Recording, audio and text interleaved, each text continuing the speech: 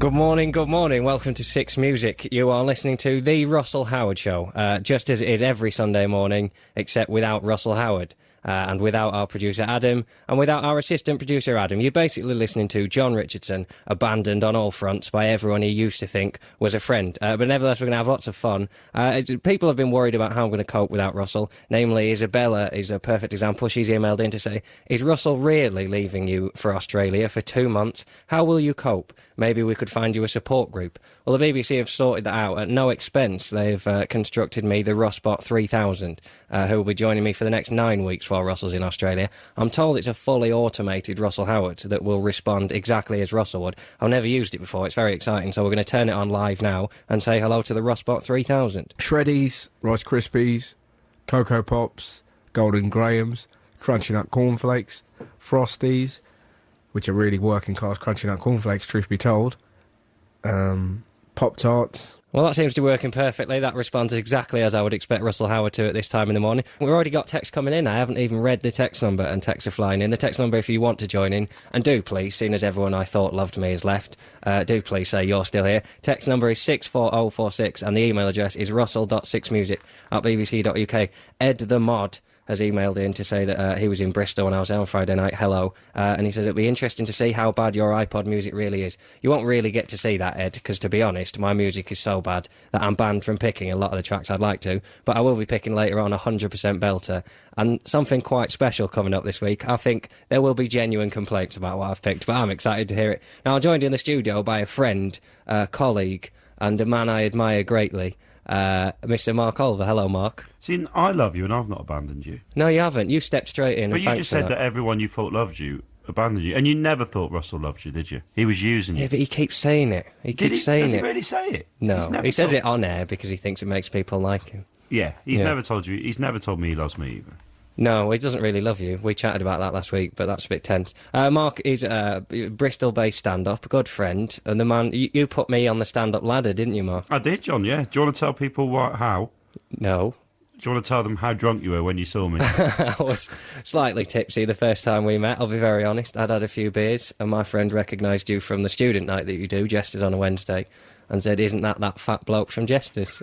And I ran across and went, aren't you that fat bloke from Jesters? And our relationship kind of flourished from there, didn't it, really Mark? did. That was the peak of how well we got on. Yeah, and you've been in London all weekend. You stayed in a hotel, didn't you? I got to London last night and I was in a hotel, yes. Nice hotel? In Bloomsbury. Yeah, really, the Ambassador's Bloomsbury, beautifully trendy hotel, but with one of those wardrobes that isn't the way wardrobes should be. Everything is neat facing and tidy. you. No, like everything is facing you. It's a really shallow wardrobe. Oh, I don't like that. See, someone designed that. I was arguing a bit less in Bristol last night. It's like spinach in sandwiches. Someone just put it in to replace lettuce because they thought it was trendier. And the person who first put a wardrobe so the clothes face you just did it because it was trendy, and no one stopped them and said, yeah, but the whole reason it goes side to side is so you can see all your clothes and decide what you want to wear. But I don't think they do it to be trendy. I think they do it because it's an incredibly small room. But you can only get 4 things in it. And if you want to wear something, you have to put it on the front. So that's the first thing you take off. Right. I suppose it means that, like, if I had that, I would just plan a cyclical system where clothes rotated to the front. And I have enough order in my life without already knowing what I'm going to wear in 4 days' time, let alone today. You're just... Lovely radio. Me. Thanks for joining me, Mark. Upset me. Now, I've asked you to pick... You worry about me? Do I worry about you? Do you worry about me? Not really. I don't worry about anyone else. I'm a very selfish man.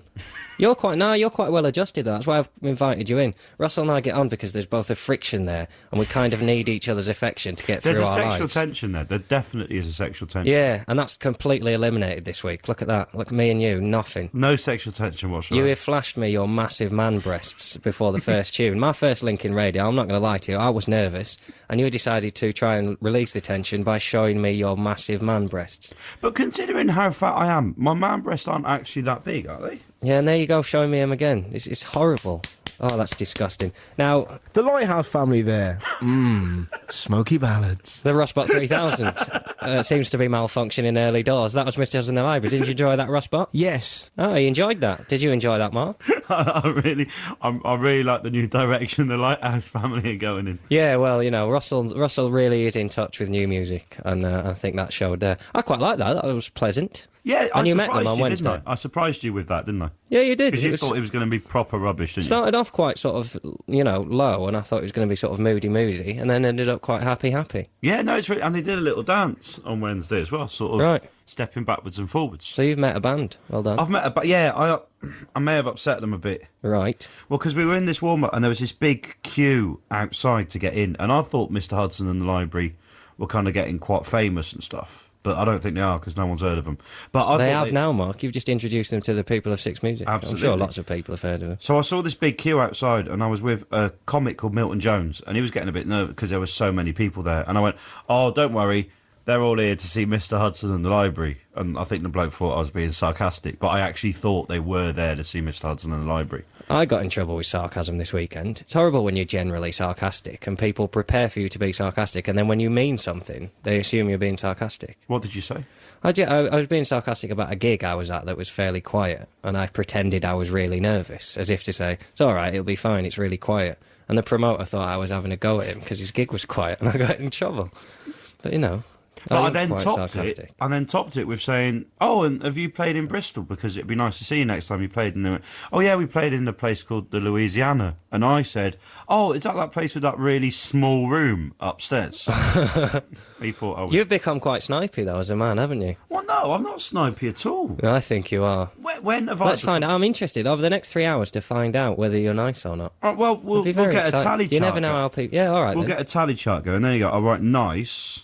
But the fact that And you're keeping your own tally chart means that you're really biased, and you should Snipey. pass that on to Charlotte. Okay, And Charlotte. There you go. Yeah. So Charlotte can write a tick. We have Charlotte in the Richard. Charlotte in the Richard. We don't have that. We have Charlotte and Richard in the studio with us, and Charlotte's going to be in charge of deciding whether Mark's nice or not. And bear in Okay. mind, you are sat next to each other, so that could create some slightly tense radio. I showed you my man boobs simply to make you feel slightly more at ease with the Sexually superior. Yeah, so can that? So can I already have a tick next to nice? You're not having a tick for man boobs. If anything, that's a tick in the negative column. No, You could have made me feel comfortable by looking at me and saying, John, I think you're great and you're going to do well at this. I already said that. When did you say that? No. No, I may have You said... sat there eating a packet of smoky beef flavoured crisps at 9:30 in the morning. Half past nine is too early for I beef may have flavoured said crisps. this show is going to show up your genuine inadequacies. But I know what you really meant. What I meant was you're going to do really well. Yeah, whatever. Well, I've I already told had you I loved you. Yeah, in That's a sarcastic nice. manner. Yeah, give me my book back. Because I have a small room upstairs. One tick. Got it. Well, I'm making my own list, and for you being arrogant enough to tick your own nice list, I'm giving you 2 ticks in the naughty list. So we've got text coming in on 64046. Hey, Johnny. Quite like that. Johnny, I've never had that before. No. What's the best April Fool prank you've ever played? I once told my boyfriend I was pregnant. That was funny. That's from Olver in London. That's pretty rude. I don't really do April Fools. I used to when I was a kid. Who was that from? Ava in London. Could be. I like her. Good. Well, you really have to ticks in the nice column now, aren't you? It's going to Can you do pretend that, to please, Charlotte? Oh, and Thanks you've very got much. one for that as well. Yeah, you That's know not it. fair. Have you ever done any April Fools? No, I haven't, because I have a personality and life. Right, well, I was going to open that up to a lovely piece. Text in if you're doing an April Fool this morning. That's turned into text in if you're secretly quite bland. No, do you know, I'll tell you why I'm annoyed by them, because I read a piece in the paper this morning that I genuinely thought was real, and I got really excited about it, and then Right. it turned out that it... They do them in the papers, don't they? See, I'm all for a bit of fun, but the papers aren't allowed to do one. What was the one you read? They just annoyed me. It was about this bloke who discovered a plant, type of winter heather, that is like a natural Viagra. Right. And I read that, and I thought, oh, wow, that Seems is plausible. That is absolutely brilliant. A little bloke in his allotment, Right. in his shed, would try out different types of plants in teas and try out what they're different. An sort old of- drug addict, basically. No, he just likes to try like complementary medicine and see what works and see what cures his headaches. And one day he put some winter heather in a tea, and a quote from him: "It worked so well that he had to stay in my potting shed until I could decently walk down the street." Yeah, that's probably an April Fool's, isn't And it? I thought that was really good, but when it got to that, I thought, that's an April Fool's, isn't it? I like the idea of April Fools. I saw a cracking thing. This wasn't an April Fool, but I saw a man at the Hammersmith Tube this morning who was looking through a shop window, and the glass was so clean that he couldn't see where the glass started. And he knelt down to look into the window and smashed his head into the glass. Now, that's not really an April Fool, but it made me laugh. Have you ever talked on this show about how much you love people falling over? Not really. I've never met anyone in my life who takes so much pleasure out of people tripping over, bashing into things, falling over. Oh, you genuinely love it, don't you? Look, watch this. Do you remember when we were No, don't, because I'll laugh, and that's not good radio. We were in Torquay about 3 years ago, Richard Kilby. And Richard Kilby tripped up a step. There's something I'm in a position where. If you get down, we all get down every now and again. I can cheer myself up by just lying in bed and remembering all the different people that I've seen fall over the years. Have you ever seen me fall over? No. Well, you did fall over quite seriously, didn't you, at a gig, and broke your leg and your ankle at the same time? But Yeah, I'm really glad I wasn't there. Charlotte just laughed at that. I'm having my book back. Well, it's a really serious thing, but I know if I was there first, I would have laughed. And then I'm the perfect person for going, really laughing, and then going, no, seriously, you all right? And then if they're not, then my face goes bright red because I really have just wet myself laughing at the fact they've fallen. Well, text us in an email at 64046, russell.6music@bbc.co.uk. Maybe you've done a decent April Fool this morning, swing us round. The only ones I've really done are when you're a kid and you put like a plastic spider on the table and you go, oh, there's a spider. And everyone goes, oh, no, there isn't really. Can people text in if they've ever had an amazing falling over? And we'll see if we can... Yeah, text in your favourite falls as well. If you've seen it, my favourite one was my ex-girlfriend walking down Park Street in Bristol, slipped over, and because it was on a hill, fell and then slid for about 5 metres. Black Rebel Motorcycle Club, bang, smash in your face. That was loud, wasn't it? Did you enjoy that, Mark? Oh, stop ticking your nice column. You've completely... This whole system is pointless now. You try and set up some nice radio, find out if someone's nice or not. I was just having really nice thoughts when the BRMC were on. Yeah. Oh, is that what you call them? No. Look at you trying to usurp me now. I get you in the first week and you think that just by abbreviating band names, you're going to get your own show. You're doing your own show, Sue, aren't you, on BBC Bristol? BBC Radio Bristol, yeah. Are you excited about that? Yeah, we've got a very different audience. Right. I think Radio Bristol discovered that their demographic is 58-year-old women who bake cakes. I think, to be fair, if most of the audience of Radio Bristol fell over and you tried to get them to text in, they would have their hips replaced before they could reach their mobile phone, and then it would probably take them about 3 days to send in a text, and they'd stare at their phone for half an hour. And it would be in caps lock. But exciting. What are you going to have as your first track? Are you going to have your boys? Are you going to have Mr. Hudson and the I don't know, Library? but I do know what I'm going to have as my first segment. Go on. It's going to be a chat with Noel. Oh, you're into Noel Edmonds, aren't you? We'll possibly get onto this later. We've got lots to do today. We are going to talk live to Russell Howard later on. He's on a plane today. He says he's going to phone in. That is not happening. Well, let's ask the Rusbot 3000. Do you honestly believe that the real Russell Howard has prepared a call and will phone in from the radio? Rusbot, what's your answer? No. Okie dokie. Well, you heard it here first from the Rusbot 3000. Probably he's not going to text in. But we've got Am I Normal? We're going to do that after the news. So if you text an email now, 64046, russell.6music@bbc.co.uk, all the habits you do that you're slightly ashamed of, text in, because Russell's not here this week. He's usually the one who says you're weird. I'm just going to tell you that you're all normal. So anything you do, whether you have to touch cherries 3 times every time you walk past them and say the Lord's Prayer or your family will die, that's fine. Text those in. Boom! Thwack! Crunch. Kings of Leon. That's a great track, isn't it? I really like that. That's very good indeed. Yes, I like it a lot as well. I just wasn't expecting the Rossbot 3000. Yeah, well, you never know when the Rossbot 3000 is going to come in. That's one of its added features. I've got it set on random. And the like Rossbot's a big Kings of Leon fan as well. He is a big fan, aren't you, Rossbot? Yes. You see? You just can't deny that. You try and lie about the Russell Howard bot and he won't stand for it, will you, Rossbot? No. You see? He knows his stuff, the Rossbot. Does the Rossbot 3000 like Kings of Leon because he wants to have sex with them? No. Really?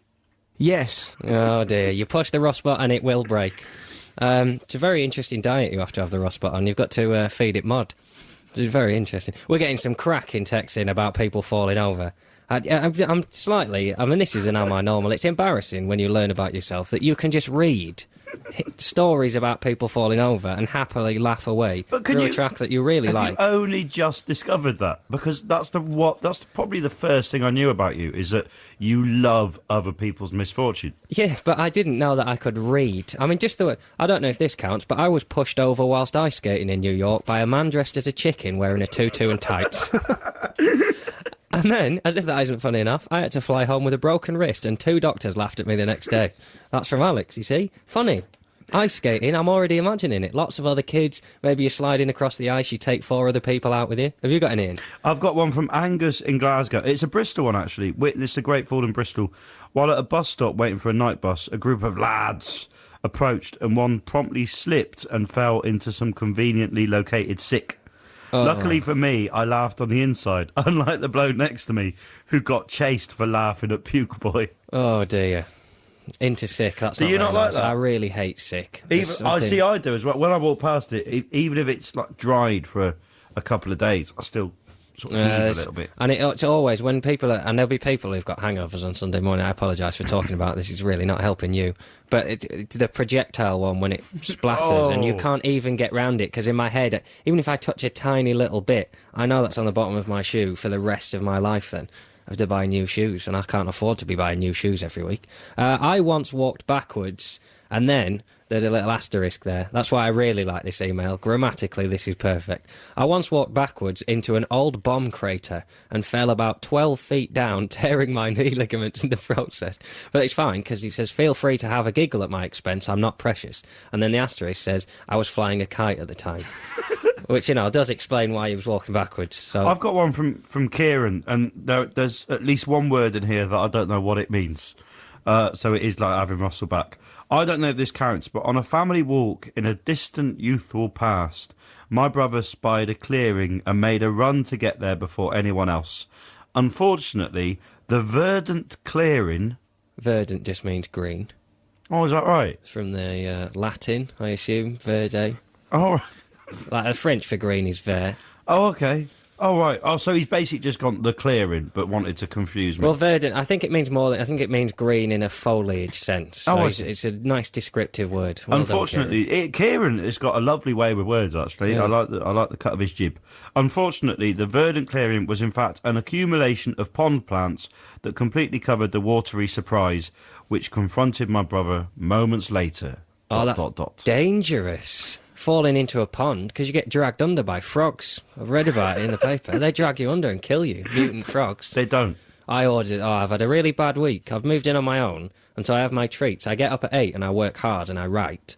And then Are you not enjoying it? Is that why you've had a bad week? Oh, I'm loving it. Absolutely loving it. But because you don't get to go out... I'm loving it. Really? You'd like me to be miserable in Swindon, but I'm not. I'm loving it. It's perfect. But what I have to do, instead of like in the olden days, you used to go for lunch with people as your treat. Now I have to just go and buy myself stuff. So I'll set like 12 till 1 as my going out and buying stuff. And I've bought Teenage Mutant Ninja Turtles 1, 2 and 3, the movies, on DVD. Home Alone 1 and 2 on DVD. Duel. I went out on Wednesday and bought an easel for my office because I'm going to start painting. And I can't really paint. I find it relaxing. But it's really embarrassing buying an easel. Because buying an easel says you're an artist, but my face says... Well, your next-door neighbours must have looked at you a bit weirdly if they saw you walking into that house with an easel. Single what man is he on painting? His own. But the thing is, I like pastels, and I don't really need an easel for pastels. I like fruit gums. That shows.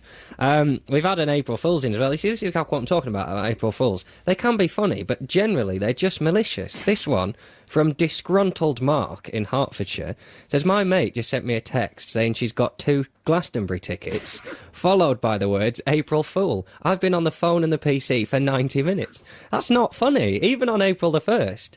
April the 1st is not an excuse to just isolate all your friends and really wind them up. More funny falls coming in. Ed from Brighton. Hi, John. I fell into the knees of the Bishop of Bath and Wells at my confirmation, all because I misjudged the kneeling process. It is a complex process, kneeling. I find it very difficult. All that getting from stood up to kneeling down. It's a 4-step stage process, and if you get one of those wrong, you're in a lot of trouble. I've known men that have died trying to kneel down. That sounds wrong. No, I don't mean in that sense. I once walked into a lamppost Did you? Oh, Yeah. you see, that's the one I've never seen. Yeah. When I see that, I'll probably die. I'll just laugh so much that I'll never see anything. I was that probably funny about again. 11, and we were going around to the PDSA near my house, and I was running, and I looked behind to see where. Yeah, I run. Yeah, You did in those days. I've seen pictures of you when you were 11. You were quite sort of skinny and spindly. yeah. Your No, body didn't look do you know right, what? did it? I was probably very well, because it was that sort of touch and go Marthans, wasn't it? Yeah. I was very spindly until I was probably about 24, 25, and then I just went from like that. But Right. that was mainly the way I ate. You've got to have a catchphrase. I was running along, and I looked behind me to see where everyone else was, and as I looked back, I just boom, bang into the lamppost. You see, Yeah, see, sorry, Charlotte's laughing, and I'm going to Yeah. create a little sheet. you for can't Char- be. That doesn't make you nice. That makes No, you I'm an going to idiot. make a list for Charlotte now. Right. Horrible, and I'm just. Are you gonna- spelling that without an H? Yeah, You want to pronounce the H? You are on radio, mate. horrible. Put some effort in. There you go. Horrible. There we go. One tick. Oh, Charlotte's I would. horrible. I'm laughing at that though. How many ticks you giving me? 2. If I ever see you fall over, that'll be the one. Because there's something about your body that just would look so funny. I imagine that when you fell over... The horrible thing about real life is you get used to watching You've Been Framed and secretly knowing that if you want to watch it again, you can watch it on slow-mo replay. There's nothing more disappointing in real life than seeing someone fall over and going, oh, well, I'll show that again in a minute, and realising that life doesn't have a replay. Like when you watch live football and someone scores an amazing goal and you think, oh, God, I can't wait to see that again. And you realise you never will and you've missed... That's why I don't like YouTube and all that, people recording stuff. You're forgetting to watch it live, trying to, preserve it for posterity, and you've forgotten to enjoy the moment. Good. Mark Olver staring into space there, baffled by my philosophies. Well, no, on I was just thinking about YouTube and watching things. Because I agree with you. I went to see France versus Spain in Euro '96. Right. And it was an amazing game, but just I want like close-ups and stuff. Yeah. I feel too far away, and also I like being able to watch football in my pants on a sofa, like eating what I want to eat, and then I like the idea that you can pause it. I like the idea that you can watch that stuff on YouTube. I'm on YouTube again at the moment. Are you? What for? Me being naked on Right. Deal or No Deal. On You get Wednesday. naked an awful lot, Mark, don't you? I really do, don't I? There's something Considering- inversely proportional about people's body mass. Because you're and, hot, aren't you? I mean, you've got a hot body. I've got a 12-pack. Yeah, you are hot. I've invented new muscles. But you've got no bum, have you? Apparently not, no. No, let's see it. No. Let me see it. No. Let me touch it. No. Let me smell it. Why are you doing this? One more fall from Sally and Monk. I fell off my friend's back while playing leapfrog in school and broke my arm in 3 places. That implies to me that she's been playing with a giant. If you fall off your friend's back and break your arm in 3 places, that's quite a fall. Who was the footballer that played for Arsenal, and didn't they win the Coca-Cola Cup? And he was on Tony Adams' shoulders, and Tony Adams. Oh, that's dropped him. right. Oh, who was that? That was years ago. That was about 12 years ago. Yeah, it was really stupid as well. It was just a celebration. Yeah, absolutely. And if you know, text in 64046 who was the footballer who fell off Tony Adams as he fell off the wagon. Right, we'll get into Am I Normal now. You don't... Now, I asked you to prepare one, and you arrogantly pretended that you're perfectly normal and there's nothing weird that you do. See, this is the kind of thing we want. Dear John, am I normal? I collect monkeys. Not real ones, obviously, but the PG the PG chimps of old, not the old sock type, posh-speaking ones who couldn't even save ITV Digital, but the cute brown and beige ones with Velcro palms and the PG Tips logo. That's perfectly normal. It's That's a nice fine. hobby to have. That's absolutely fine.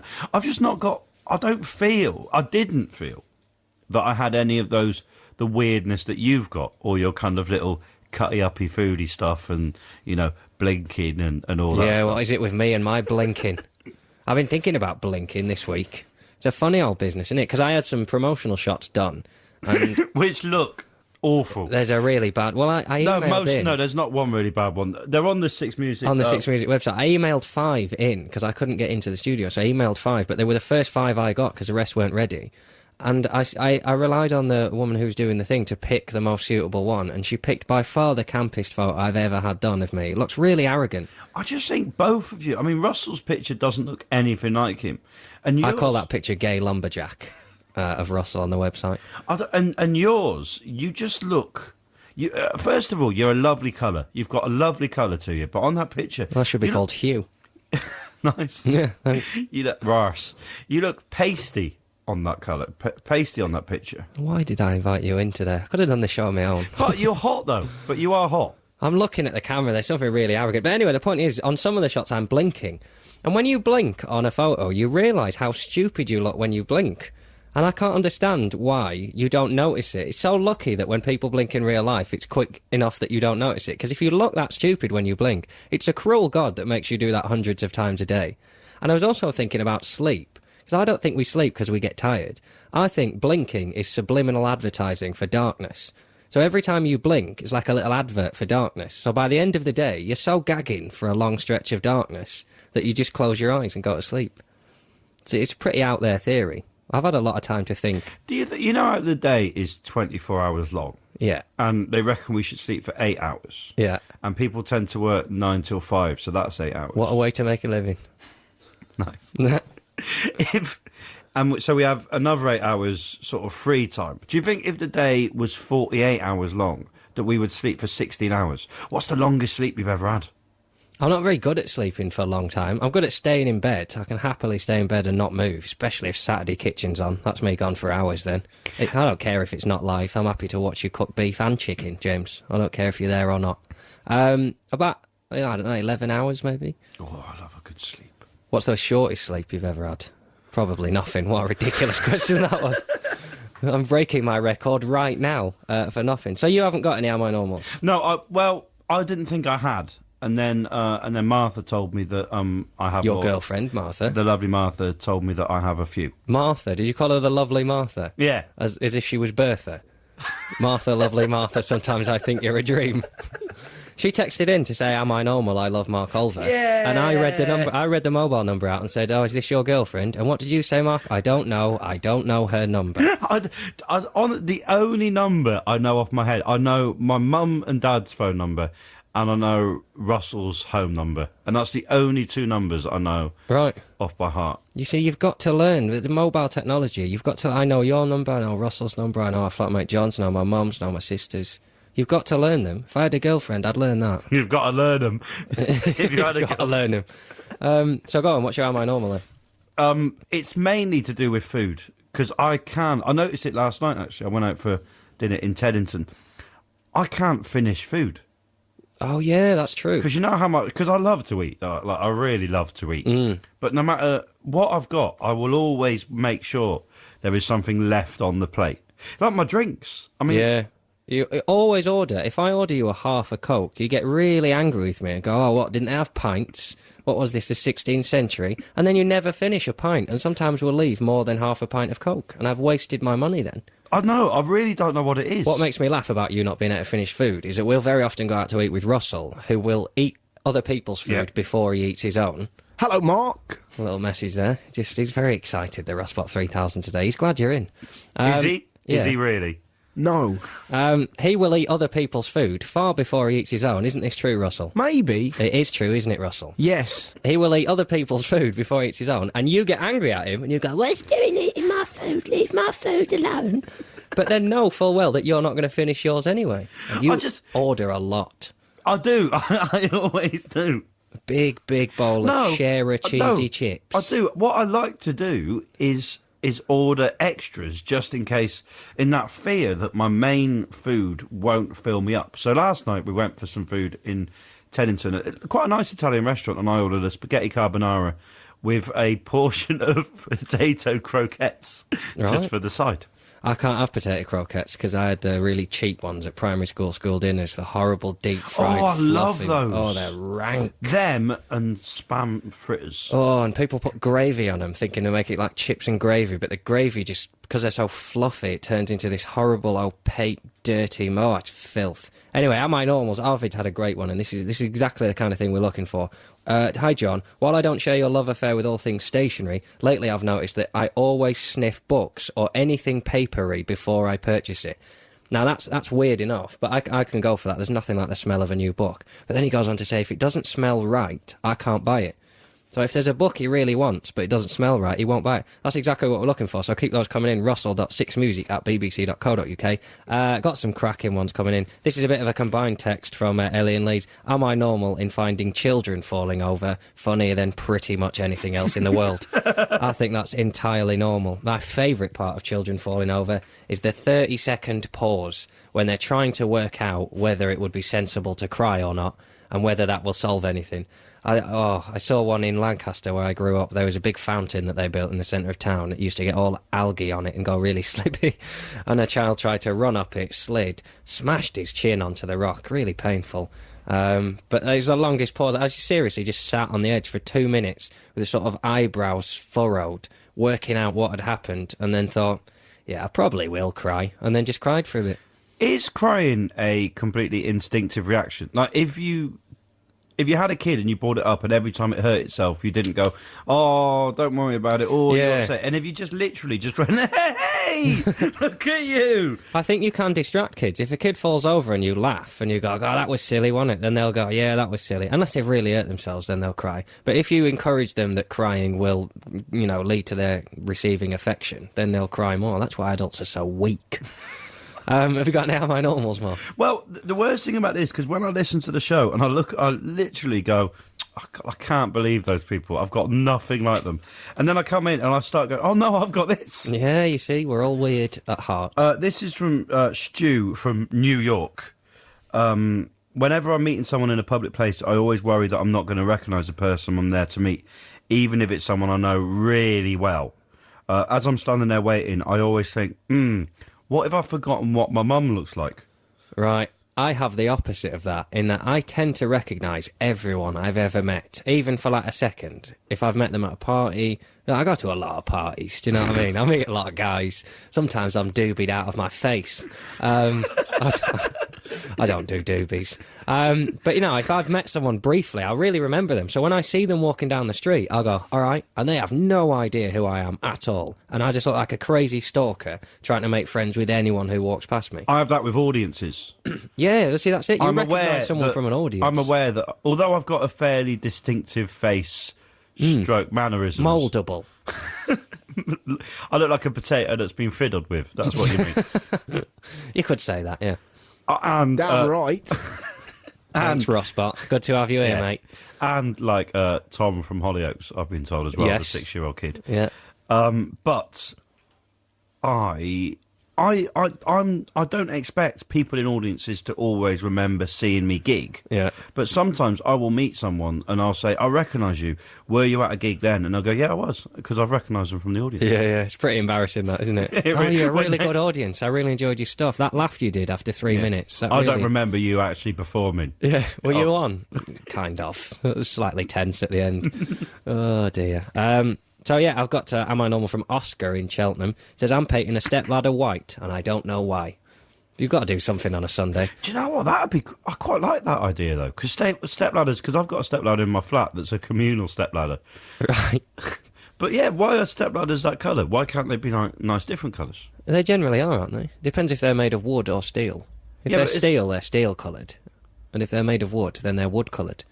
But what is steel always a steel colour? Can you paint steel easily?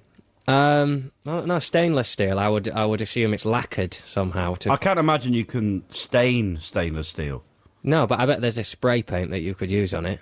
But I bet you can get, if you go to IKEA, you can get like or any other large department store that sells this kind of trendy rubbish. You can get multicoloured stepladders. I quite like one. All right then, let's go and get you one after the show.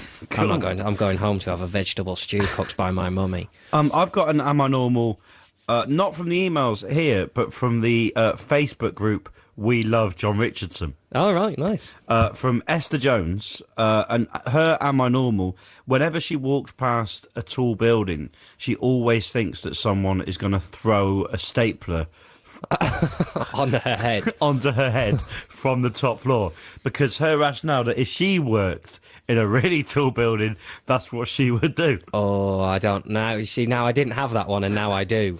Because I'm bad at, I don't like walking under scaffolding, just because I don't trust builders. Builders are getting very confident now. When they've got a skip at the bottom of scaffolding, they used to wait when you walk past before they threw bricks and stuff in it, so it didn't scare you. And now they wait for you They throw it down that little tube and it crashes in. You can see them laughing when I wet Do you myself. think those tubes are wide enough to get a human body down? Well, anyone who's a fan of Home Alone 2, as I am, will know that you can get a human body up there because Macaulay Culkin climbs up into it to then, call back, throw bricks onto Harry and Marv's faces. Oh. God, I love Home Alone 1 and 2. Great films. Oh, I've got 3 days off this week as well. I'm going to watch all my favourite films back to back. What are you Rock, going to watch? Ransom, Labyrinth, back to back. Why don't you go like Pizza. trilogy? Because there was a Home Alone 3 with... Yeah, but it's not very good. Is that Macaulay Culkin's It's his brother? cousin or his brother or something. Not very good. Anyway, am I normal? I like to brush my teeth in the shower rather than the sink because I feel it saves time, Joe in Macclesfield. Now, I think that's not normal, you see. More to do. It does save time, but it's the warmth. You can't brush your teeth with warm water. Brushing your teeth is a refreshing act. It's minty, and the coldness is very important to that. And to do it in the shower, and plus shower water's not clean. What? It's not clean, is it? It doesn't come through the right pipes. Water that comes through the cold tap, they know it's drinking water, so the pipes are cleaner than hot water taps. I don't think any because of water- the heat, bacteria grow. I don't think any water in your bathroom is clean, even the cold What water. are you saying about my bathroom, mate? My No, bathroom's you've got a perfectly lovely tidy. bathroom, actually. But you should always drink water from the kitchen, not upstairs. Cause it Well, goes we had another Am I Normal from saying someone, I'll find it in a minute, I'll find the name, but it's a good Am I Normal. It says when he gets out of the shower, if he's been in the toilet, he can't wash his hands in the toilet sink. He has to go downstairs to the kitchen sink and wash his hands because that is a cleaner sink. But how are you supposed to wash... This gets me in public toilets. How are you supposed to wash your hands without... You've got to turn the tap off, and then you're touching other men's bits again. Anyway, you've got emails there that you look like you want to read. Yeah, I do. I really do. I've got 3. Little excited potato Rich face. is giving me them all. Look at Yeah, that. nice. Look at Well, that's get fine. off. I'm being completely usurped. All because you abbreviated one band name. Suddenly you're the head of Six Music. Or 6M, as we call it in the T. The guy who was injured celebrating Arsenal's cup victory was Steve Morrow, Steve Morrow. who was dropped by Tony Adams. I'm going to invent a rhyme so I never forget that. Tony Adams' Sorrow. That'll be Steve Morrow. Good. Ari, smelling paper. I always sniff the inserts on my CD. I like really heavy print ones. You made that sound so perverted. I like really heavy print ones if I can. Then I watches my Jeffro CDs. Oddly enough, my girlfriend does the same but tells me I'm not normal, as the CD has to be straight in the case before I put it away. 2 more. I haven't cried for 3 years. Is this normal?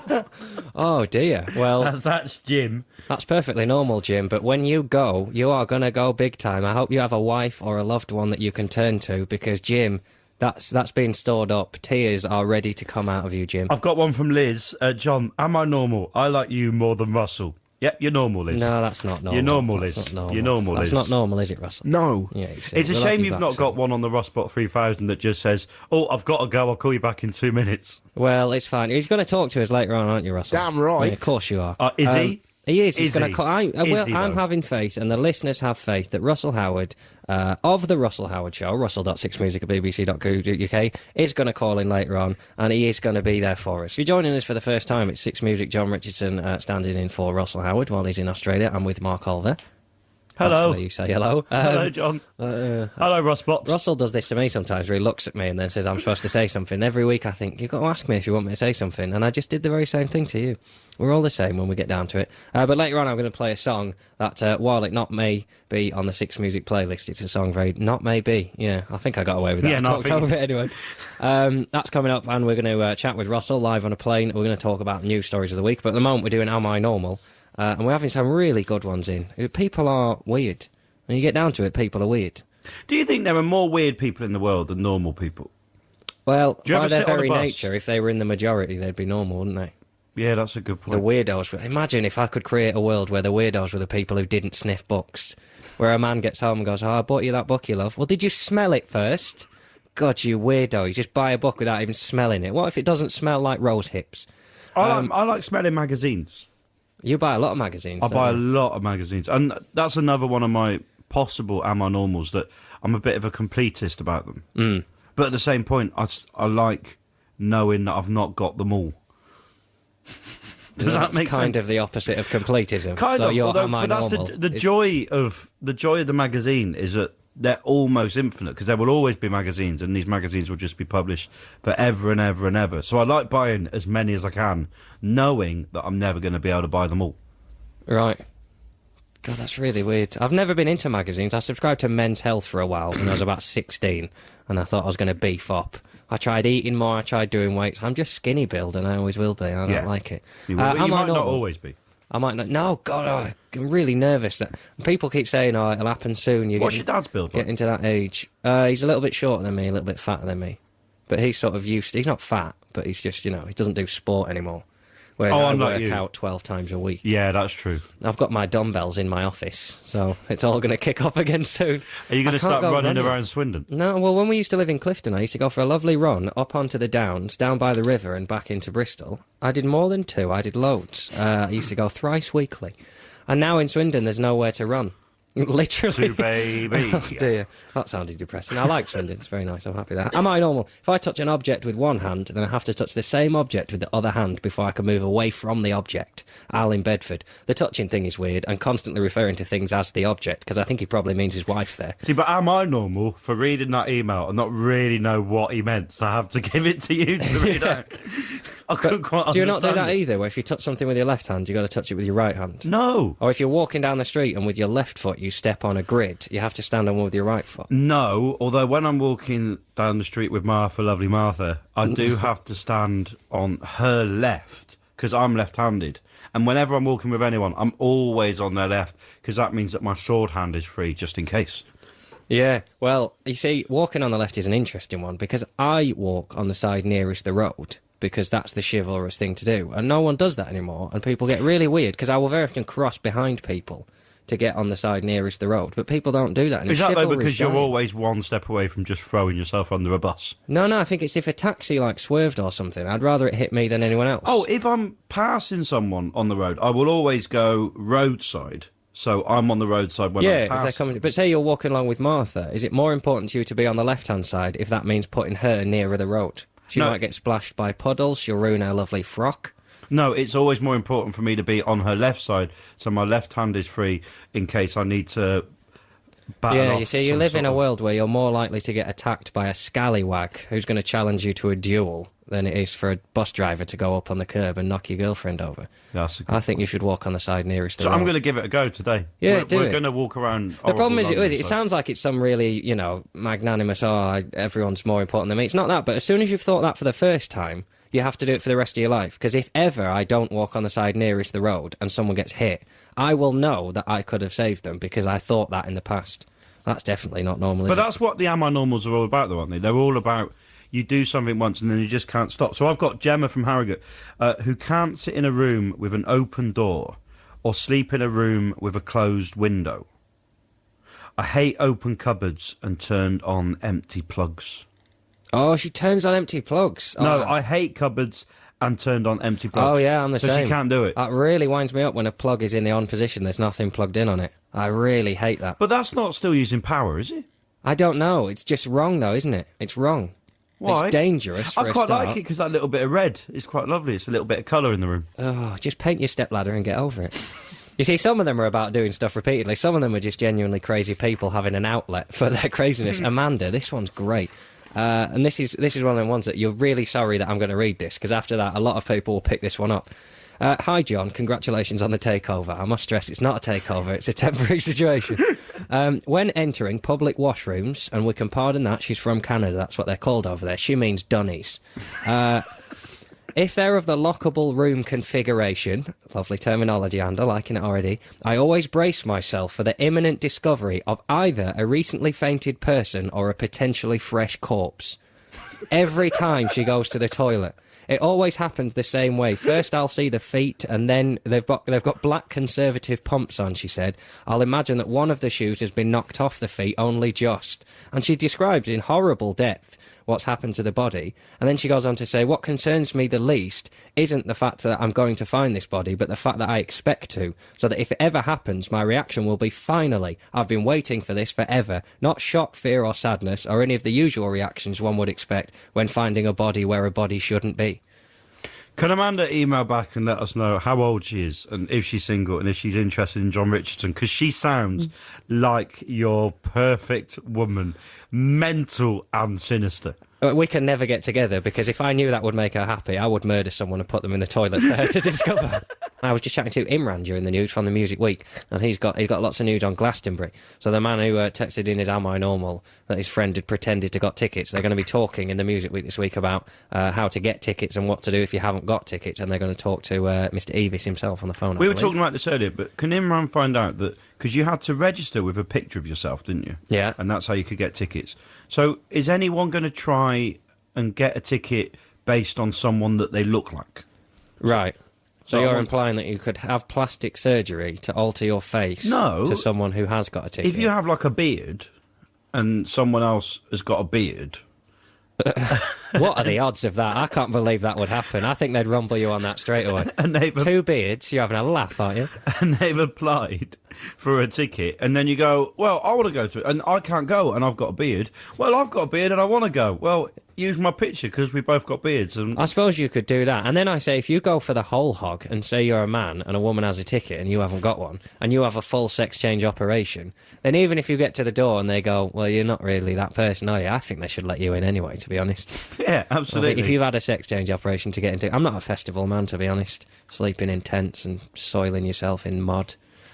No. Have you been to festivals? I've done a few gigs at festivals, but I'm very much a drive in and drive out. I've been to the Cambridge Folk Festival. Right. Which is a lot of fun. Right. We should go. I used to go to WOMAD in Morecambe. Did you really? Oh, it's nothing like 4 hours of tie-dyed clothes and herbal ecstasy tablets to bore you to death. I love Morecambe. You just feel, when you're walking around Morecambe, that someone... Oh, don't start this.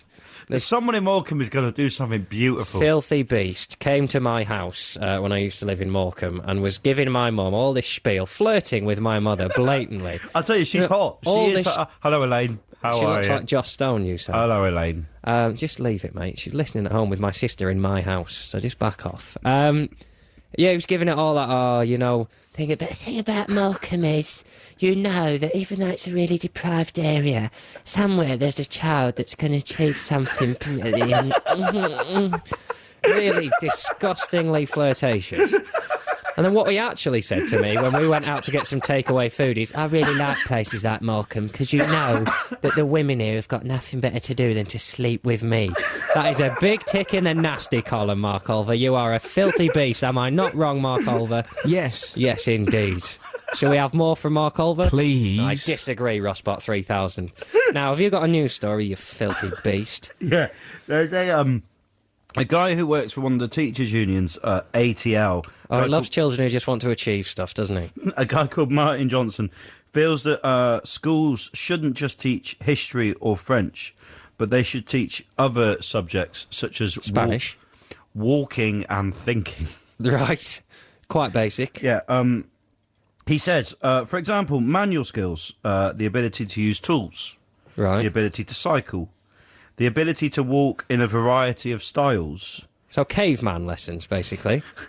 But he says that you should teach kids how to walk in different styles, such as a stroll, trying to catch a train, or carrying a pack. Lovely stroll coming in from Richard, the producer there, as if we've never seen it done before. Even miming out walking with a pack. If you have a webcam, then your licence fee is really paying off today. Walking with a pack. The idea of giving priority to academic subjects over other types of knowledge was totalitarian, he added. You see, I agree with that. I agree that school doesn't really teach you the lessons you should learn as an adult. I agree, but it doesn't really need to teach you how to stroll. I think there's a lot to be said for teaching children, because I had a lot of bags and books when I was at school, partly because I was a geek and I used to take all my books with me just in case there was like a random lesson that I didn't know about. So they went, surprise maths lesson, and if you haven't got your maths books, you're in detention. I'd go, I brought all my books. But as a result, I had a very heavy satchel, which sounds like a euphemism, but it isn't. And so there's a lot to be said for teaching kids how to carry a heavy bag without putting strain on their back. Yeah, stuff like that I imagine is quite important. But that's one lesson, to be honest, isn't it? But as other educators say, other campaigners say, well, children really, most kids know how to walk by school age. Yeah. Yeah, I think you're right. I think they should teach them how to prepare for life. I think exams, like English exams, when they have two questions, one about Macbeth, question 2 should just be, as you're miming out there, draw a perfect circle and colour it in green, so that you have the option, if you've brought a compass and a felt tip, to get out of that exam in 5 minutes and get full marks. That teaches you a valuable lesson about life. You know, Mr. Russell Howard once went into a GCSE maths exam without his... I'm baffled already that he went into a GCSE maths exam, to be honest. Damn right. Yeah, Rossbot 3000 knows his maths.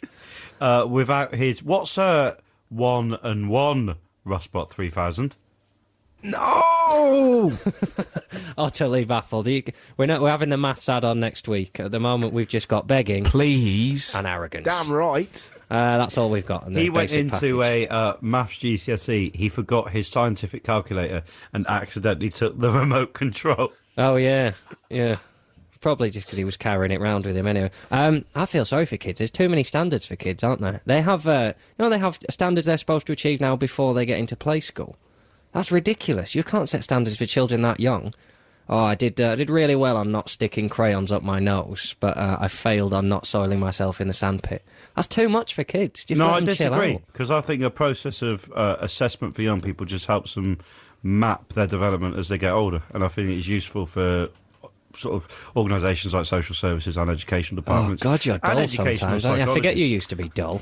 You used to work in a real job, didn't you? Yeah. Actually, I was young enough that comedy was really the first thing I ever did. So Really? any jobs I had Do you before want to buy that... some cigarettes? I used to work in sales. Yeah, that's different. Do you want to buy some cigarettes? Have some cancer. Do you want some? Oh, don't accuse me of that. I saved lives working for that tobacco company God, because I imagine was if you were so still bad at my working there. job. I was so bad at it that if I didn't do my job, someone better than me would have, and more people would have smoked as a result. Imagine if you were working there like this week coming, because they've banned smoking in public places in Wales today, haven't they? Yeah. And that was a bit of your patch, wasn't it? That was my patch. I used to cover Swansea right across to Bristol. Oh, those were the days. Driving around in a burgundy car in a suit, crying into my lunch. And now you've got a different car. And you were a careers advisor, weren't you? Helping was a out the youth of the future. Absolutely, Well, yeah. the youth of today. I just think there's so much potential there. Oh, God, you really make me feel physically sick sometimes, the stuff that comes... Because I know you well enough to know what you're really like. And sometimes I worry that people meet you and don't know what you're really like. I feel I should have a little billboard, or this is an off-air announcement that says, when Mark Olver said this, he actually meant this. But then I couldn't even tell you what you actually But I meant. am quite nice, though. We'll have to check the list, to be honest. I hope someone at home is keeping a tally, because I don't trust this list that you're making. 64046, if you've kept an actual tally of Olverisms today, I would be interested in your score any time before 1 o'clock. And before 1 o'clock, I can reveal live, we have had a text message from Russell Howard from a plane in the air to say that he will definitely call us. In his words, he's going to call us in this part of the show that usually has a dip just after my 100% belter. No! Swine. The belter's going to be a classic this week, so we'll have no denigration of my belter. But he is going to call in, so we're going to chat to him later on. So have you got another news story, Mark? Yeah, it's quite a big news story of the week. It must have been quite a quiet week for lots of news about this woman who tried to sue the landlord of her property because she fell off the roof while dancing on it drunk. Right. And her claim was thrown out. It was Anna Mayer, and she claimed that her landlords did not warn against the dangers of climbing onto a roof while drunk. Well, she clearly wasn't taught at school not to climb onto roofs while drunk. There should definitely be that lesson. She probably couldn't even walk properly. That's probably why she fell. She probably had a backpack on with her GCSE textbooks in, and she fell off the roof. Or probably she was just ratted. Yeah. That's the other thing. You don't even drink, do you? So you can't understand what that would be like. God, the stain you just said that in there. Because you don't even drink, do you? I'm very jealous of people who don't drink, because I couldn't not drink. Drinking's the only thing that switches my mental head off. When I'm constantly risk assessing every second of my life to make sure things don't fall on or into me, that's the only thing that stops me being like that, is a little drinking. The problem is that when you get really drunk, you completely lose all control of every bodily function you have, don't you? That's not true at all. Come on, Christmas party.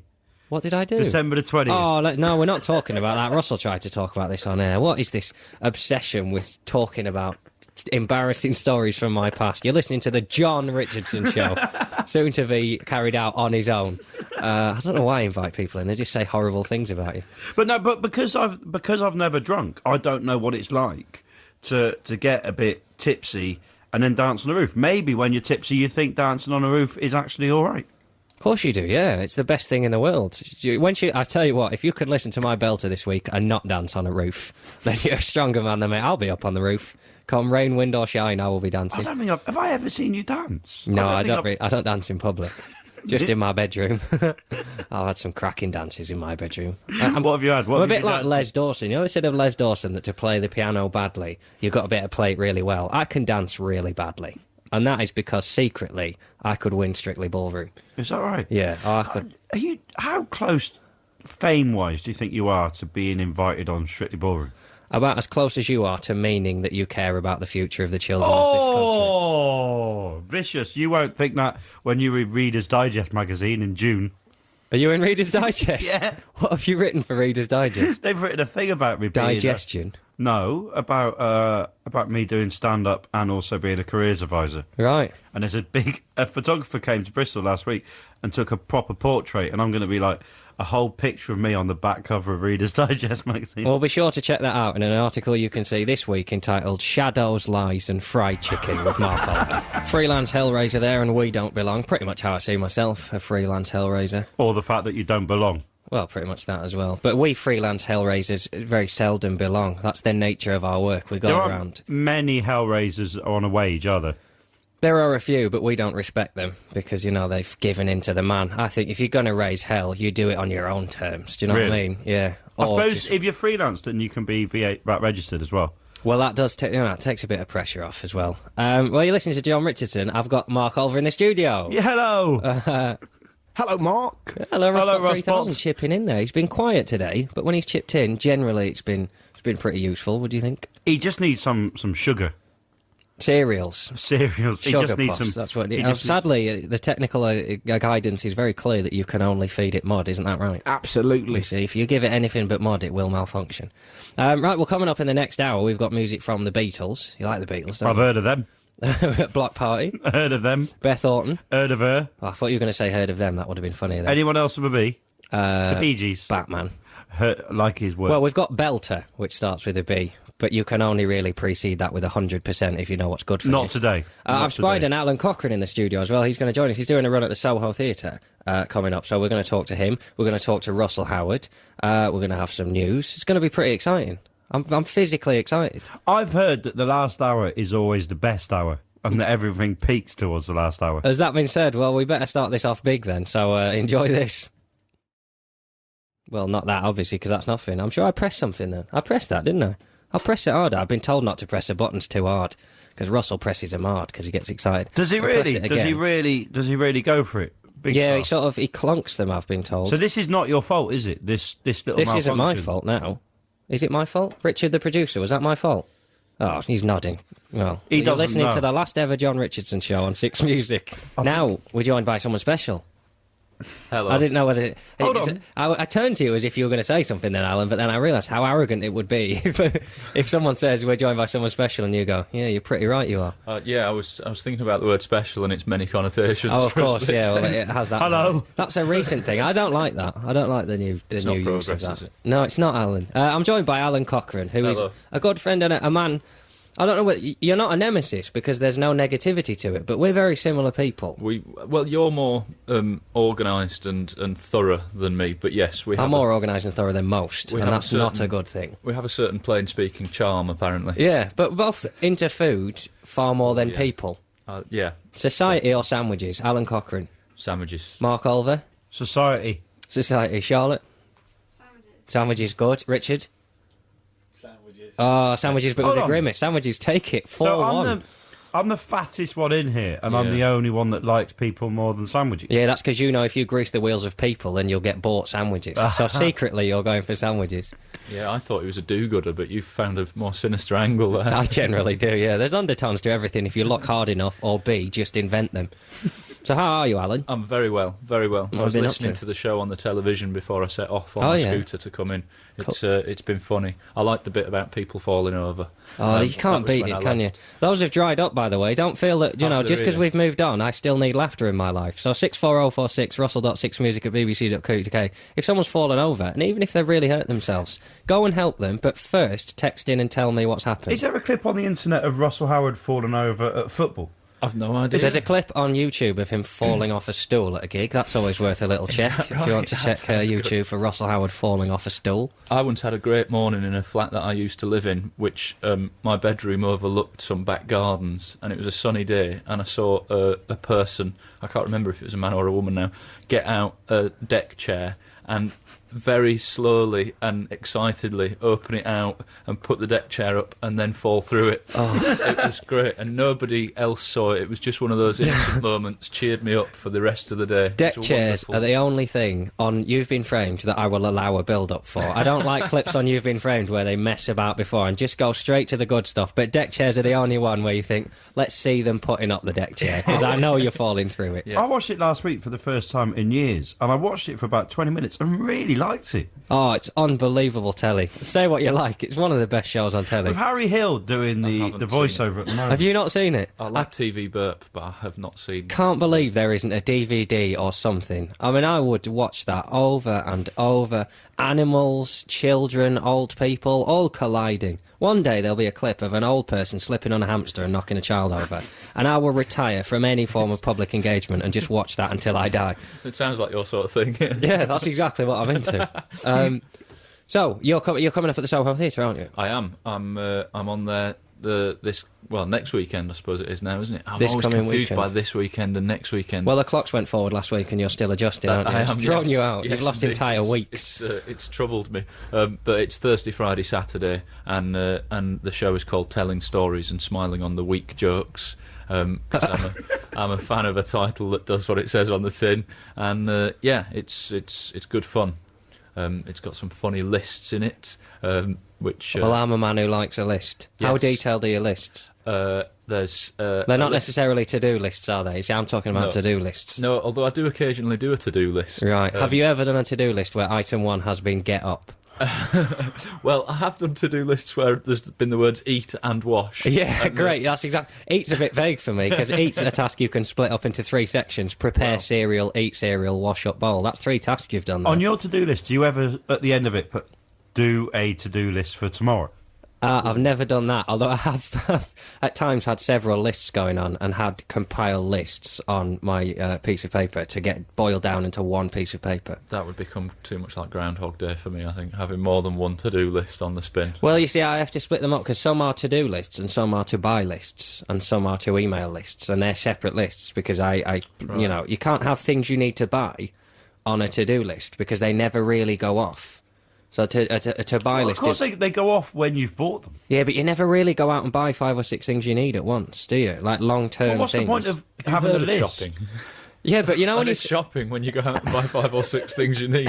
Oh, yeah, I'm not talking about, like, cheese and that. I mean, like, you know when you think, oh, I'll tell you what I want to buy. Like You've Been Framed DVD. Let's say that came out and I saw an advert for it. I don't want to forget. I will not risk forgetting that is out and I want it. So I'll put on the list You've Been Framed DVD. Now, I might not come across that for 6 months, but if it's on my list, then for 6 months I'm going to be constantly reminded of the fact that I want that DVD. But in 6 months, surely if it's out, you're going to walk past it in a shop and go, oh, I'm going to buy that DVD. Yeah, but what if I don't? What if I have to hunt it out? I want to hunt it out, and But it'll if be you on the have list. If you have to hunt it out, then you want it. But if you forget, then maybe you don't want it that much. No, it's just that you've forgotten. One day you'll really want it, and you'll be sat there thinking, I want to watch that, and you've been lazy You in the don't past. forget that you want something. If you've forgotten that you want something, that means you don't want it. I want everything. I want all the things. I've ordered Teenage Mutant Ninja Turtles 1, 2 and 3 on DVD this week. There is no end to the list of stuff that I secretly pretend I want. What's the last thing you bought frivolously? Alan or Mark? Food. I'm throwing that open. I don't know. Food's not frivolous. You need food. I'm talking like, I bought an easel this week. I said that earlier. An easel. I don't need an easel. I've never bought an easel. You don't draw, though, do you, Alan? I don't know. You should start. Pastels are great. I drew a picture of Richard E. Grant in charcoals, and it's come out really nice. It looks like he's got a lazy eye. Why did you draw him, of all people? Well, there was a big picture of him in black and white, and I'm basically a cheat. I copy stuff. I kind Well, of hold on. trace it and then colour Hold it on, in. you like pastels, Pastels and charcoal, but because you can aren't blend them. pastels inherently colourful? Yeah, And like so my you life. chose to draw a picture of a bloke that you saw in black and white in pastels? No, I drew Richard E. Grant in charcoals. I did my nan in pastels, sitting in a chair, and that went very wrong. Perspective's difficult, isn't it? I look like I've got a 3-foot nan stood in front of a massive chair, and she's supposed to be sat on the chair. Although that's a slightly less lonely picture. At least there's someone that you're related to in it, rather than just you copying a picture of a famous actor in charcoal. Oh, God. I'm glad Alan's come in. Yeah, I'm glad this has got right to the point. I don't know how this happened. I was aware that the last hour might get tiresome, and I started that off really positive. And now I'm just drawing pictures of people I'll never meet in my entire life. Let's go to a song while I cry into a bowl of sour milk. Now we're getting a few emails in, namely one wrapping this up. You think you're joking about the heavy bags? I didn't think I was joking. I was deadly serious. But someone's gone on to get very angry and say, the Year 7s at the school where I work do have a lesson on heavy bags and how to carry what they call the missing fragment, which seems to be a key part of learning how to carry a heavy bag. What's the missing fragment? I don't know. Maybe we should... It sounds like the 4th book in the Philip Pullman trilogy, doesn't It does, doesn't it? Or a Lord of the Rings chapter or something. Well, text in and... I don't know. Do we really want to get into this? Do we really want to lecture live on air about... Do you really need a whole lesson? That's at least 50 minutes on how to carry it. Surely you can just distribute the weight. There you go. Yeah, but not in the bag. You have to keep your back straight and all that. There's a whole minefield. And anyway, the Rossbot 3000 tapped me on the shoulder in that and said that we've really made a faux pas, have we not, Russell? Absolutely. And it's time we did a live on-air apology. Is that you, Mark? Yeah, it's me. We have to do a live on-air apology. Is that right, Mark? Yeah, well, I believe it's your problem. Don't suck me into this, because me and the Rossbot 3000 will take you down. Damn right. Yeah, we will, mate. Calm down, settle back. It's not me either. I said earlier about Steve Morrow, who was the Arsenal player dropped by Tony Adams in the FA Cup final or League Cup final. I can't remember which it was. And I said, it was Steve Morrow. But actually, I got a text message from Phil from Huddersfield, right, who said that. So I apologise for making it seem like I was stealing Phil's knowledge. You're passing off Phil from Huddersfield's knowledge as your own. And Phil from Huddersfield has had that happening a lot. Do you know he invented Cocoa Pops? Did he? No one gives him credit for Never that. credited. Never credited. Poor Phil. And as that monkey said, sorry. Modern sense of the monkey. Yeah. I'd rather have a bowl of Phil's ideas. Now we're getting more. You see, you just plug falling over, and everyone remembers how funny it is. We've had some absolute belters in. A few years ago, any email that starts like this is one that I will be reading. Hello, John. A few years ago, I was at a family rounders game. Well done for living in that kind of world, where a young boy tried to run. Right, already I'm laughing, and jump on his dad. The dad was supine with legs bent. The boy tried to dive between his dad's legs, but instead caught his undercarriage on his dad's knee. The shock on his face made it obvious that this was the first time he'd endured blunt force trauma to his nads, and a look of sympathy went around every male face present. There was quite a pause before he let out a howl of despair, at which we all laughed, because, like you say, children falling over is very funny. Who's that from? I like that person. That is from John with Jon. Ironically, he's put hello John, spelt my name with an H, and then his name is Jon. So we're brothers, you and I, John. No H's in John. I've got one from Jude. The funniest moment of her life. It could be a he, couldn't it, if it's a Jude? Yeah? But I'm going to go girl. Came on a hot sunny day where I had the joy of watching a 2-year-old stumble on a curb, pushing the ice cream it was holding straight into its face. Oh, Full stop. God. Full stop. Delicious. Oh, you see, people get excited about the summer for several reasons, but people forget that the real message of summer is children dropping ice creams. I once dropped a Zap out of a car window at a fair, and we had to pull over, and I had to carry it out of the car window all the way home. So I'm not allowed a cone. Why not? Because I could... Hang on. Just Yeah, a second. you go back to I'm it. sorry. Back off. I want to know why he had to hold it out the car window. Because it was dripping, because it was melting, and I dropped it. And I was supposed to be eating it in the car, thus avoiding spillage on the upholstery. But I dropped it out of the car. I see what you're saying. Why did I drop it out of the car window? Well, no, but at the point that it was dropped out the car window, surely the Zap was over there. It doesn't then need to be you'd held think out so. the car window all the way home. Knowing how seriously I take food, I am not a man to let a simple matter of dropping something. I was very young at the time. I tried to eat dog dirt when I was a child because I was convinced it was mint chocolate. That was a I cruel remember- prank, whoever told you that, wasn't it? April Fools. Did I tell you the story of why I'm blind? That's kind of it. Have you got any falling overs, Alan? Yes, somebody has, I don't know if it's emailed in or or texted. I'm new to all this. It looks like it's an email. It's long. And if it's got bad grammar in it, it's probably a text. This is Deb in Eastbourne, and it said, "I am a falls responder." Interesting. Right. Brackets, I go out and pick up people who are not hurt, close brackets. So, which sounds like the opposite of what Mark does. Hey! Oh, you're high-fiving on the other side of the desk. Do you want one? No, I can't reach. Anyway, this is before Debs was a professional falls responder. It says, when I was a teenager, I was waiting at the bus stop, and it was opposite an old people's home already. Yeah. Already, I think we know it's going to be fun. Potential. By the bus stop was one of those wide but low walls with a drop the other side, and an old lady had fallen over it, but not all the way. She was across it like a human seesaw, which, again, sounds like Mark's kind of nights out. It's the vulnerability, isn't it? It's old and young people because they, you know... Oh, dear. There's something wrong with laughing at that, but that's funnier. Is there though? Is there really? Something wrong with laughing at it? Yeah, we don't know her. And we probably never But will she made now, a point she of probably making doesn't it leave say the it house was a anymore. low wall, so Yeah. she was probably all right. Yeah, but they're brittle old Oh, hang people. on, no, They it says break P.S. easy. The woman died at the end. Right. doesn't. Let's just clear off. It doesn't say that because I laughed knowing that you were joking, and it suddenly became aware that if people don't know you're joking, then I don't laugh at dead old people. No. A few years ago, this is from Kath in Ross and Wye, my cousin and I were walking back from a night out in Soho, one of the most disgusting areas of London. Let's put that in as Unless a you're caveat. attending the theatre there on Dean Street. Oh, lovely stuff, you are sly. But you see, you know, how are you going to get past all the sex shows? They touch you now, they grab your arm. In the olden days, you just used to go, do you want to watch sex? And you go, no, I'm all right, thanks, I'm not dirty. But now they grab your arm. And go, Yeah, but "Watch sex." you're so lonely that you'll walk down there just to be grabbed, won't you? Yeah, very often, but I will wear that vest. She's walking back from a night out in Soho. You know how restaurants and other businesses put all their rubbish out on the pavement for collection? Mm-hmm. Outside a Chinese restaurant was a pile of rubbish, including a huge vat of old cooking oil that had fallen over and spilled into a huge, smelly, slimy puddle. My cousin slipped in this, falling straight onto her back. That's always a good one, the sort of whoomph, feet away from you. You never forget the feeling of when your stomach goes and you know you're going over. This is the key part of the email from Kath. I can't remember if I helped her up or not, but I do know I laughed a lot. That's the reaction, you laugh first. To my shame, I continued to laugh when she stood up and the oil was dripping from her hair, down her jacket, skirt, legs, and into her shoes. I continued to laugh as we tried to clean her up with loo roll in McDonald's, and I laughed all the way home in the taxi when I was supposed to be distracting the taxi driver from the fact that the backseat of his car was now completely trashed, smelly and oily. Continue to laugh at people who fall over. They must learn their lessons. It's all getting very exciting in the studio. We think we have a Russell Howard on the line, but we're not really sure.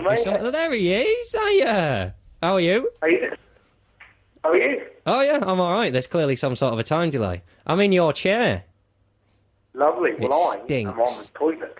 How are I knew you? he was in the toilet. That's Mark Olver you can Yeah. hear. I've got Alan Cochran here as well. Do you want to say hello to him? Hello, lad. I'm staring at my naked cock and balls. Oh. Honestly, it's been such a clean show. Such Unbelievable. a clean show. How are they looking? How's the rash? Hey, Mark. If we're Come gonna on, play no, this no, game- fade him down, fade him down. So, let me tell you all about Australia, guys. Now, I had a plan. I was going to try and... I've had a bit of an incident because I was going to try and get upgraded. And so I thought I'd go nice and neat and tidy. I gave myself a side parting.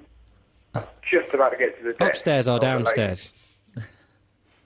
Lovely, nice. I'm about to tell her she's got a lovely blouse, etc. Moving myself up to business class. Phil Nicol turns up. Now, for people listening, if you don't know who Phil Nicol is, he's a very funny comedian, but he also looks a bit like a hairy goblin. So I'm stuck in economy. It's a really fat man. Honestly, John, you'd have gone berserk, snoring like that for the entire journey. Yeah, and you Terrific. never I felt snore like as it. well, so that's really unlucky I on your don't. part, because you just No, snooze straight exactly. off. Sometimes you whistle the theme tune from Gummy Bears in your sleep. It's just really nice to That's listen correct. to. How Because we fat... slept together, and I believe you had to go and climb into the bath because you were so annoyed by my snoring. Is that I had to right? go into the ensuite and sleep in the bath because you were so noisy, yeah? And flatulent I as well, do let's not believe- forget we Oh, had a... he really goes for it, yeah. So I also believe you were clapping, weren't you, to try and stop me? to try and wake You're you up. trying I to didn't want to orchestrate. prod you in case you reacted and you thought it was an affectionate prod, so I clapped in the dark and it woke you up, and then you stopped for a bit and then you started again. I tell you what did happen. I fell asleep on the plane, and without warning me, I'd sort of like I'd reclined my seat back. Right. The stewardess came along, pressed a little button, woke me up just by flicking me forward. Honestly, it was terrifying. Didn't know what was happening. Are you on the plane now, then? No, I'm in the toilet. I've just got to my apartment. Oh, you're downstairs in Australia? Oh, I thought Are you in Australia, then? Oh, I thought you were on a plane. Yeah, That's I'm in boring. Australia. I don't want to talk to you. I've got emails to read, mate. You're supposed to be on a plane. I just played Why Am I Always on a Train or a Fast Plane or whatever it is. Wasn't really listening to him, to be honest. Christ. How long have you been in your apartment, Ross? Second? How long have you been in your apartment? What time did you get there? Literally 2 minutes. I've nipped in here.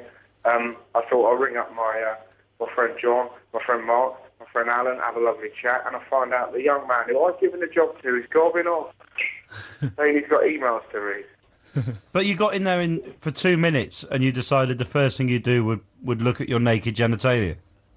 No, I had to go to the toilet. Yes. It just so happened. It's part of my system, my regime. Yeah. So is it hot? How is it? How are things in England, guys? 'Cause I tell you here, Screw in you. Oz, Screw you is man. how they are in England, you abandoning turd. Yeah, Flying don't off be to like Australia. that. Is it sunny? Is it sunny there? Are there spiders? It's quite dark. The first thing you get, right, there's a sign as you come out of Melbourne Airport that says, say hello to a bollard. So I Right. did. And that's the kind of kooky adventures I'm going to be having all this. Yeah, well, you're going to be Every tuning week. in every week, aren't you, with your amazing Well, every week bollard what I'm going to do, adventures? what I thought, it's properly, so when you get to a foreign country you've never been to, well, I got driven here by Edwina, who runs the comedy festival. Curry? And I was asking, Edwina Curry? not Edwina Curry, John, political and topical. But she was driving me, and I was, when you're really excited in a foreign country and you're asking loads of questions, she was clearly quite tired. But I tell you what they do have over here. Do you know what, John? They have wild bean cafes. Incredible. Unbelievable. It's like being in a whole new continent. It's like being in Hammersmith. Yeah. Yeah, no, exactly. But it was exactly the same. So we sort of pulled over, and I was like, the sandwiches are exactly the same here. What sandwich did you Look have? to me as if to say, you're not really getting everything out of this trip that you should be. Did you have a kangaroo and barbecue sandwich? Yeah. Oh, it's great, though. But nothing's really happened as yet. But what I'm going to do, I'm going to go see some penguins tomorrow. I'm hiring a moped, and apparently there's some penguins that off some islands that come out. That they come out to see you. Right. Are you really you're gonna ride a moped to see these penguins? Yeah. On your own? That's correct. Yes. Well, look, for next week, then, I want you to have seen penguins, and I want a Morgan Freeman voiceover of you Oh, yeah. watching penguins. Are you taking Morgan Freeman with you? Is he out I there? tell you what I will do. I'll record one of the penguins doing a little message to you, John, in the style of Morgan Freeman. All right, then. Well, don't forget you said this, because you've said this now to thousands upon thousands of listeners. So this, you need to get that done. 20,000, I believe. Second in the download. Yeah, that's just listen again, mate. Exactly, mate. I mean, when's the BBC going to break and get us a podcast? I don't know, mate. What? A Jesus podcast. Christ. Oh, a podcast, yeah. What would you Well, it say was to the lovely hear your BBC? voice. Say again? What would you say to the BBC? Please. Oh, good point, Russell. The line really cleared up then for a second, didn't it? Yes. How was the quiz? We haven't done the quiz. Well, we haven't Sinner. No, we're going to do a live Rushbot very quiz. good. Very good. No, Russell, I was talking Very over that to deliberately avoid that disgraceful joke from a fat man jiggling in his own disgusting mirth. Well, have a good week. What are you doing this week apart from seeing penguins? Anything good? Well, I'm going to see some penguins. I'm doing the gala, and I am going to start my shows in Australia, and just sort of generally potter about, really. I'm literally at that stage when I'm just excited because I'm in a new country. And so I'm just going to see what I can see. Apparently, John, listen to this, mate. There's a market down the road where you can get your fresh fruit and veg. And now you know me, Unbelievable. I love markets. It's like being in the future, isn't it? Fruit and veg. Well, we've got to go, Russell. It's now time to go into the last Sounds song. So have a great week. We'll tune in again Will next do. week. Have a good one. And, Take care, love. Bye-bye, Russell. Mark Olver's leaving as well. Say bye-bye, Mark. Bye, The Padawan has become the Jedi. Well done, John. Are you still here? Yeah. The Jon Richardson Show. Don't you just want to get your own show in Australia and talk about shrimp? Yeah, why don't you suck my nuts? Bye. Okay, well, it's bye-bye from Mark Olver. Bye-bye. You're back in next week. Bye-bye from Alan Cochran. Come and see Bye-bye. Alan next week at the Soho Theatre. Bye-bye from me. Thank you for my first show. It's been a pleasure talking to you. I hope to join you again next Sunday. Have a fantastic week. We'll leave you with the Talking Heads. Take care. Bye-bye. BBC Six Music.